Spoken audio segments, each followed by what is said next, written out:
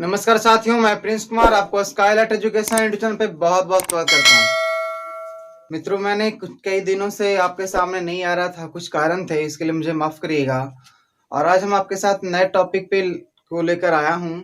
और आज का हमारा टॉपिक है कि संसद में विधायी प्रक्रिया। कोई भी जो प्रक्रिया विधेयक होता है, वो विधेयक कानून कैसे बन जाता है, उसी को हम लोग बोलते हैं विधायी प्रक्रिया। किसी विधेयक से कानून बनने की प्रक्रिया को विधायी प्रक्रिया के नाम से जाना जाता है।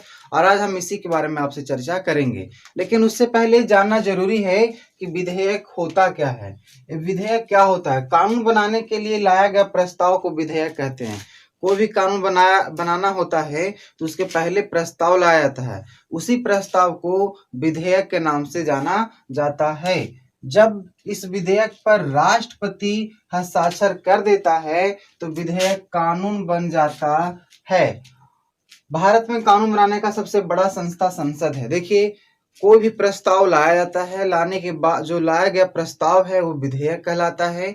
और जब वह लोकसभा और राज्यसभा से पारित हो जाता है तो उसके बाद अंतिम में राष्ट्रपति उस पर सिग्नेचर करते हैं। और राष्ट्रपति के हस्ताक्षर के बाद वो विधेयक जो होता है कानून बन जाता है। भारत में सबसे जो कानून बनाने का सबसे बड़ी संस्था है वो है संसद। भारत में संसद सबसे बड़ी संस्था है जो कि कानून बनाती है।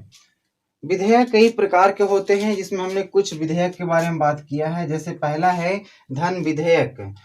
धन विधेयक का जो वर्णन है भारतीय संविधान के अनुच्छेद 110 में किया गया है।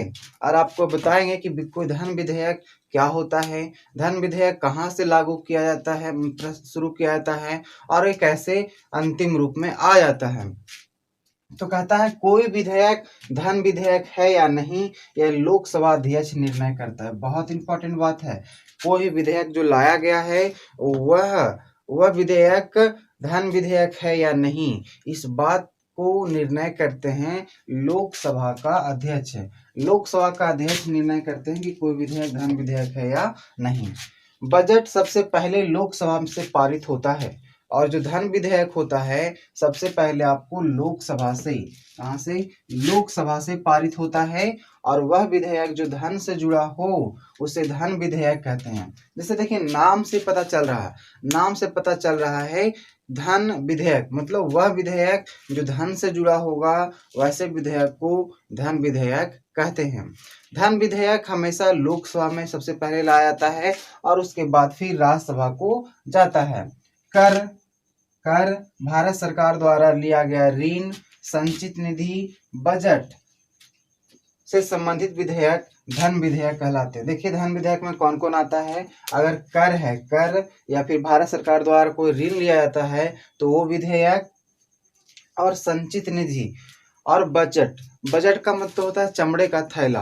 ये बहुत इंपॉर्टेंट है। बजट का मतलब होता है चमड़े का थैला। ये सारे जो संबंधित विधेयक होते हैं वह धन विधेयक के अंदर आता है।